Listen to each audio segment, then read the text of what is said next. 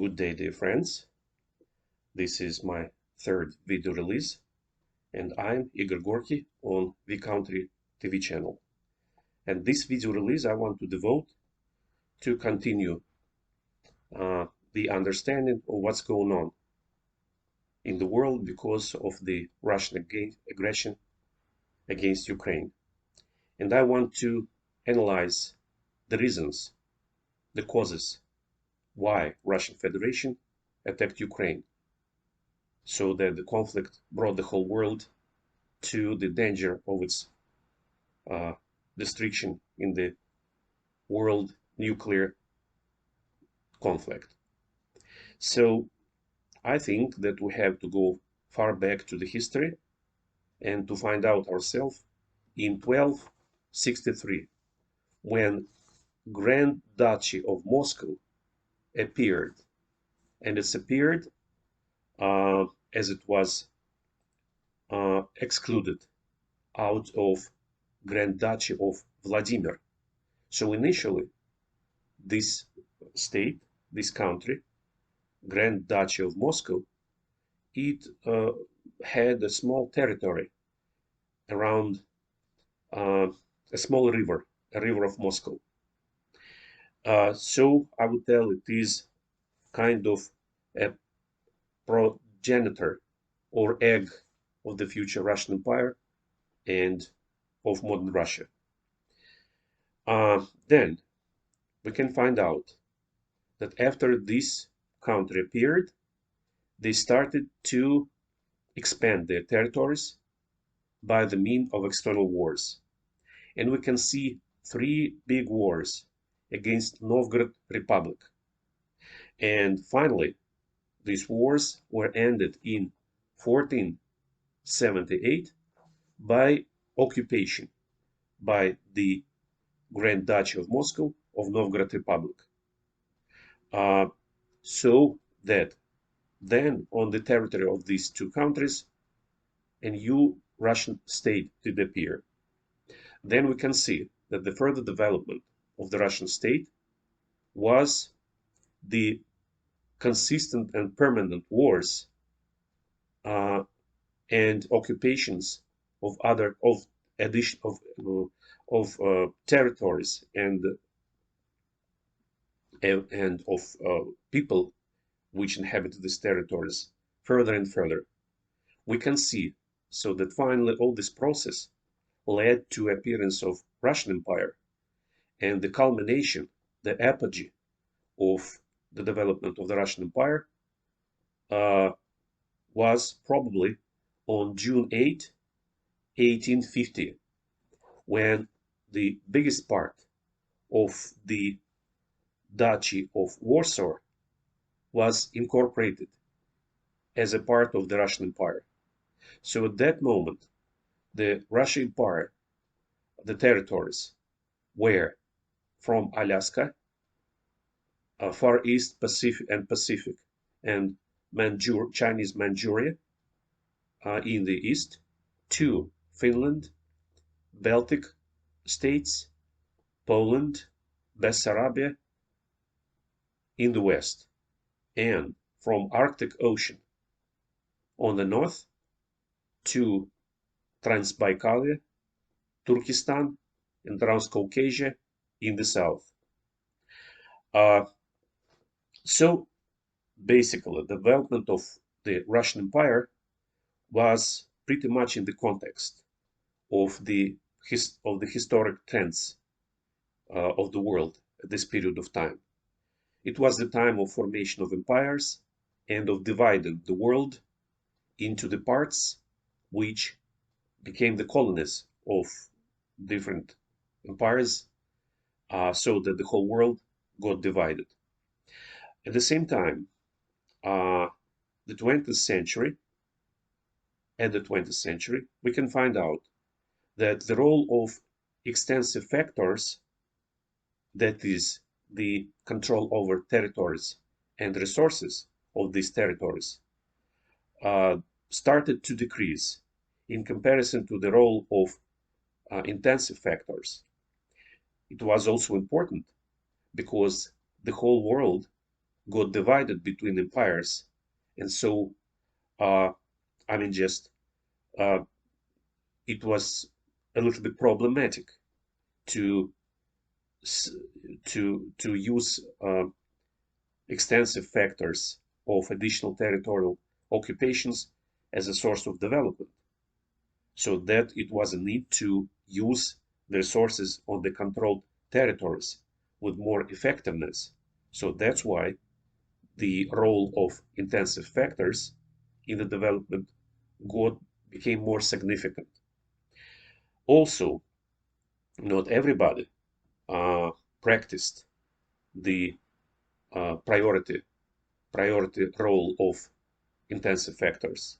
Still, the countries, the empires, they pretended to extend their territorial control, and it brought the whole world to the need to redivide the controlled territories between empires and the First World War.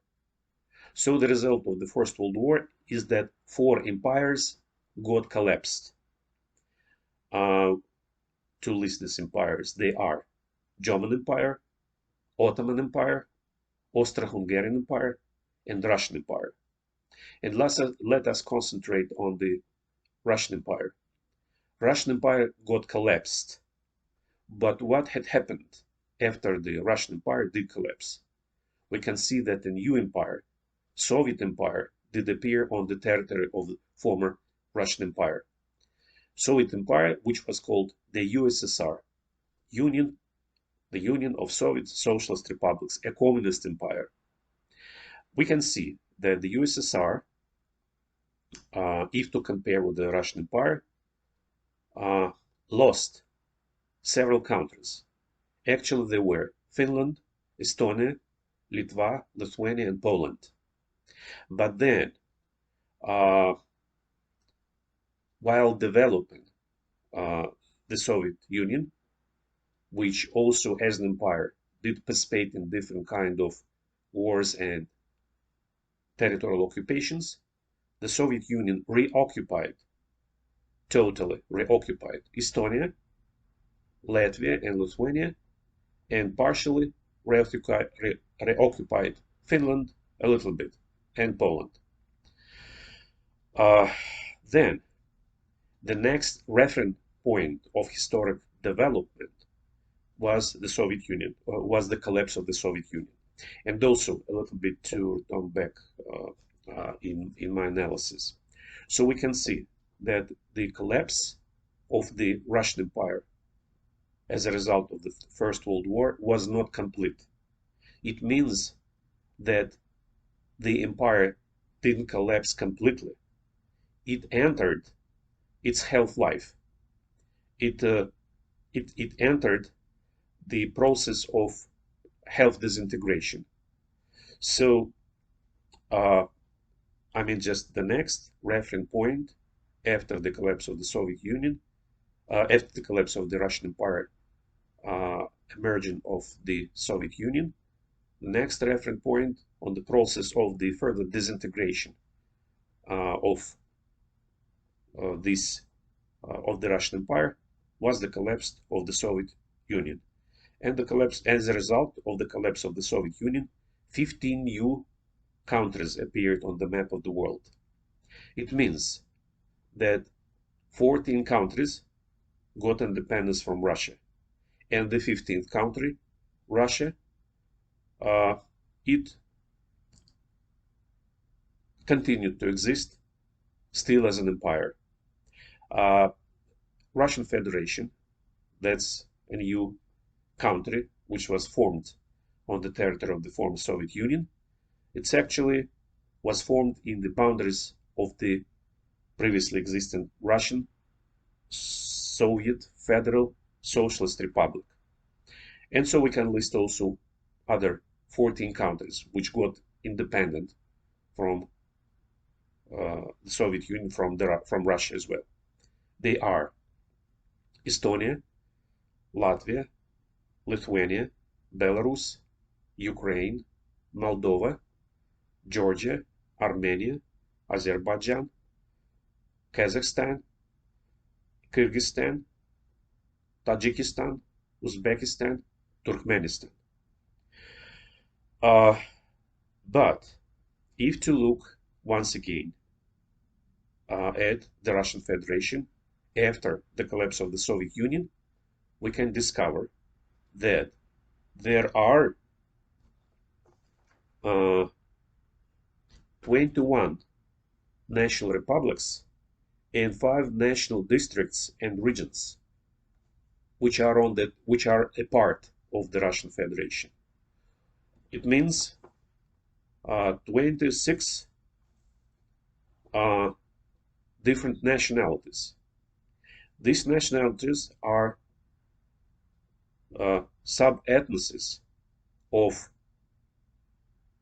Turkic, Mongolian, and Finnish-Ugric ethnoses. Also, if we look at the Russian ethnos, we can find that it also segmented into a lot of different ethnoses. But I mean, just the most basic of them are 4. That's the Central European Russians. They are Central European Russians. Then Southern sub-ethnos, or we can call it North Caucasian or Cossack. And then North sub-ethnos or Pomorian, and Siberian and Far Eastern sub-ethnoses. So, in other words, I want to put your attention that probably the Russian Federation, it is still an empire in a half-life, which is under the process of a further disintegration. And the process of complete disintegration of empire and appearance of the nationalities which will determine their lives, probably it will be the situation when all these sub-ethnoses will get their independence and their right to have their own states. So that's why when the Russian Federation did appear after as a new country after the collapse of the Soviet Union, we can discover uh, 2 trends of the which got place in the development of political system of Russia: centrifugal trend and centripetal trend. So one trend, I mean, when Russian Federation appeared, it appeared under the pretense of democracy, and some democratic trends took place in the development of Russia.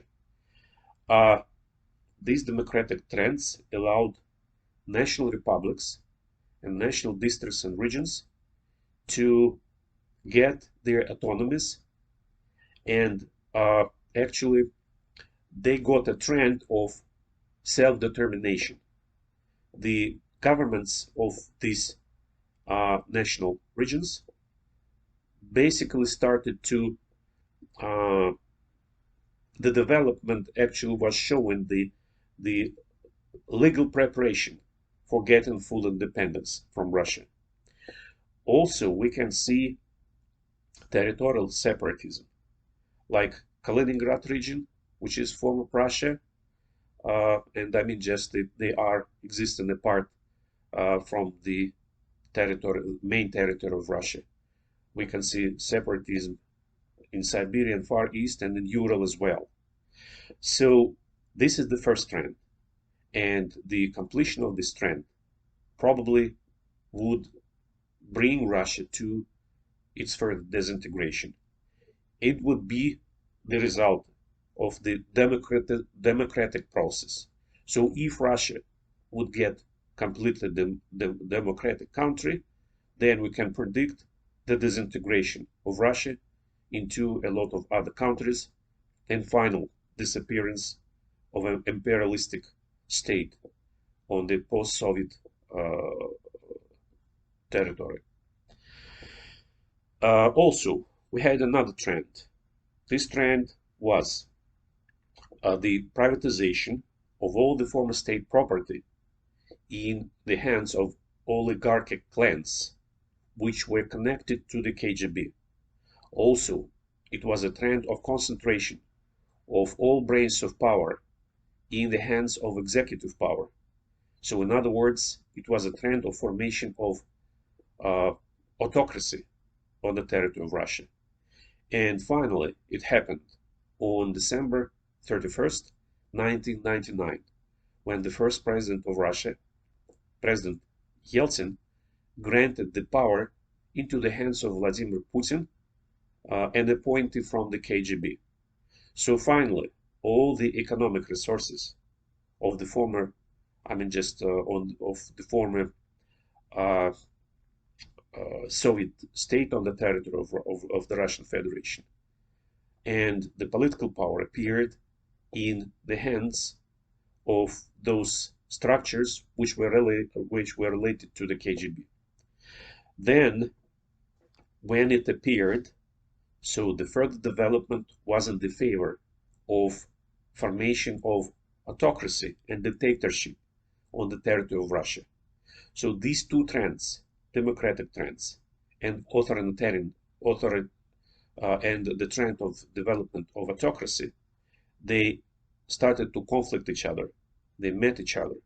And the culmination or apogee of this was the declaration by Chechen Republic Ichkeria of full independence from Russia, which happened the 8th on the 8th of June of 1991.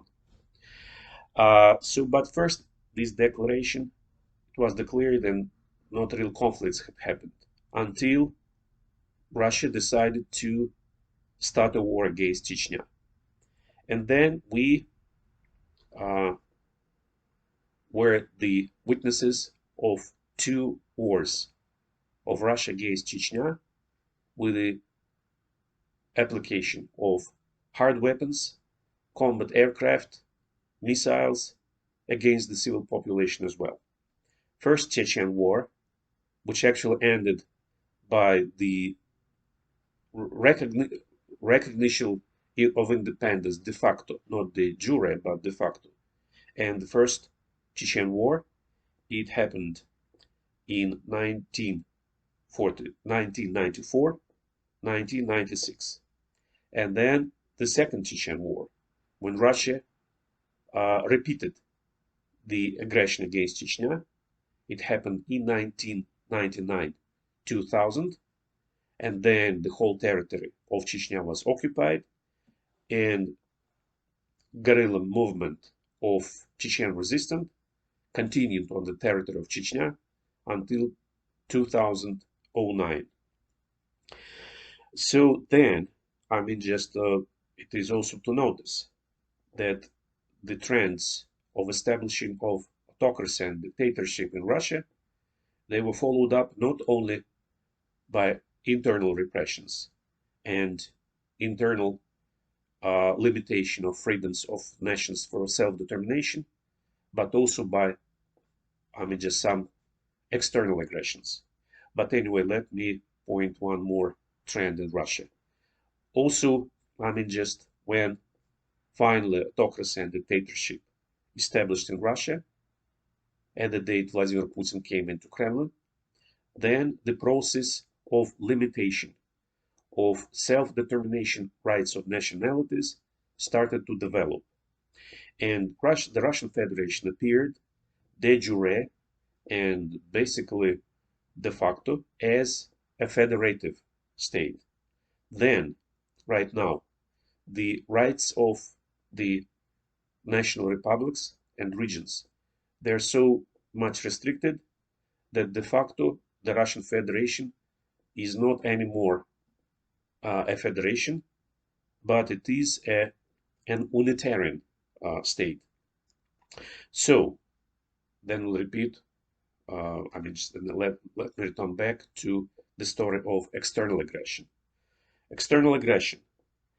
Uh, although, just all of these events which have happened inside Russia, uh, we can see that uh, March 14th, 1992, uh, Russian Federation initiated conflict in Moldova, and the result of which was appearance on the territory of Moldova of a puppet unrecognized state called Transnistria, Moldavian Republic, which is under the direct control of the Russian Federation. In 2008, Russia made an aggression against Georgia, occupied territories, and then two more puppet unrecognized countries, Abkhazia and South Ossetia, did appear as well. Then 2014, we remember that Russian aggression against Ukraine also resulted into annexation of Crimea, the peninsula of Crimea, and of occupation a part of territories and of organization, foundation of two puppet unrecognized countries called Donetsk and Lugansk People's Republics. And now we can see full-scale invasion of Russia against Ukraine, which started on February 24, 2022. So these actually all the historic events which brought us to the situation which we have right now in the current world. Uh, Once again to tell that it was a historic context when the empires were developing throughout the world. But once again, in the 20th century, the situation did change as, once again, I want to repeat, that the intensive factors started to play more and more role in the economic development of countries, and the extensive factors started to play less and less role in the economic development. And that's why the control over territories and over nationalities uh, became less meaningful for progressive development of countries. Plus, uh,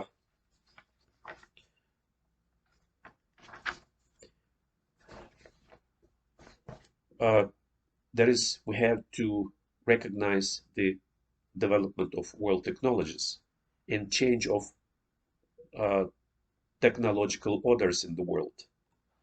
In 1971, the world, due to the estimation of experts, entered the fifth technological order, and which meant the transition from the epoch of oil to the epoch of computers and telecommunications.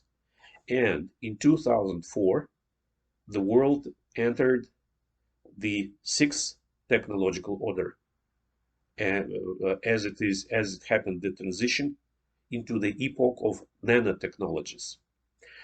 Uh, so, I mean, just when this changes from the point of technological order did happen, the role of extensive factors became critical minor. And I mean, just there is no anymore any pragmatic reason for territorial occupations from the point of economic development. Right now, the only pragmatic uh, use or reason for keeping empires alive is to establish and keep autocracies or dictatorships over several nationalities at once in one country. That's the only reason remain.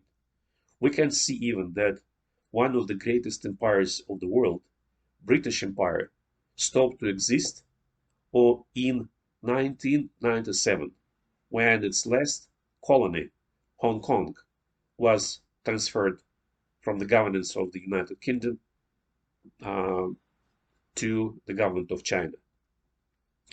So, I mean, just if to, just to look all to this old background of all these events, now we have to find out where is the reason of all these problems which are going on in Russia. And the problem, as I can understand, is the following. The problem is that we can see that starting in 12, 13, 14, 15, 13, 14 and 15th centuries, uh, the Great Duchy of Moscow uh, experienced successful uh, external occupations and wars, which brought to expand of the country, which brought to the control territories, natural labor resources, and so it brought to the benefits which were gained not only by the absolute power in Russia, by the Russian elite, but a big portion of local population as well. And this process did develop like almost 600 or 700 years. That's why an associative connection uh, get formed in the worldview of a big portion of Russian people. It is like a positive associative connection between dictatorship, as more aggressive wars, as more wealth. So that's why it is, that's why, uh, just a big part of population has this kind of worldview. Another fundamental problem is an identity of a big portion of the Russian population. Absolute power does remain a lot of possibilities for freedom and free development inside the country. That's why a lot of people, they're simply marginalized. They from the individual, very often the individual lives, they are uh, unsuccessful, and just it's not really practical for them or useful for them to take their identity through their uh, own successes.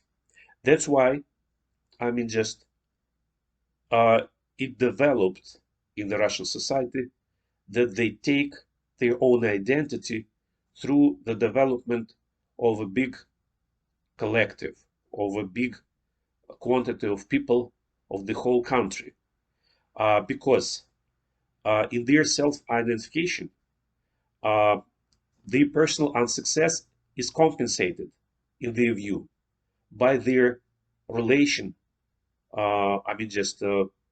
with the victories of the government over the other nationalities, and which proves for them that they have the right of superiority over other nationalities. So this kind of identity, when they uh, see their best way to self-realize is to be a part of permanent victories. They feel themselves like permanent victorious, and like they belong to the superior nationality. This, just situation is even a little bit dangerous, because not only the government uh, can affect the uh, more aggressive, just agenda of the politics and so on, but the population can push the government for further occupations and further aggressions and even further repressions inside the country against those who do not share these kind of values. We can see that it was uh, a real jubilation of a lot of Russian people after the annexation of Crimea.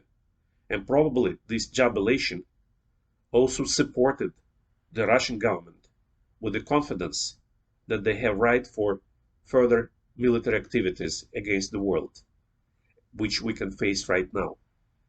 So that's why, from my point of view, the reasons of this critical situation which we can face right now in the world, which is the threshold of a third world war, probably or possibly thermonuclear war. And so the reason of this problem is this wrong associative connections between wealth, dictatorship, and aggressive politics of dictatorship in the worldview of a big portion of the Russian population, and wrong identity, self uh, uh,